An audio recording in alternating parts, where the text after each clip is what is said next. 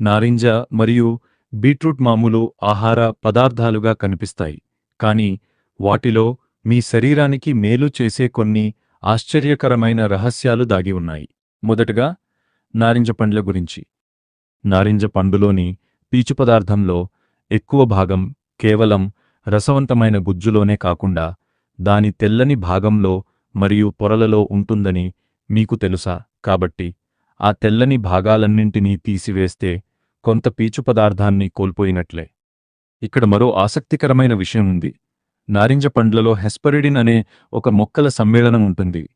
ఇది ముఖ్యంగా పండులోని తెల్లని లోపలి భాగంలో కనిపిస్తుంది. శాస్త్రవేత్తలు నిమ్మజాతి పండ్ల పట్ల మరియు రక్తనాళాలపై వాటి ప్రభావం గురించి ఆసక్తి చూపడానికి ఇది కూడా ఒక కారణం. అంతేకాకుండా నారింజ తొక్కలో అనేక సుగంధ మొక్కల సమ్మేళనాలు ఉంటాయి, కానీ దానిని సరిగ్గా కడిగి సిద్ధం చేస్తే తప్ప తొక్కను తినకూడదని దీని అర్థం కాదు.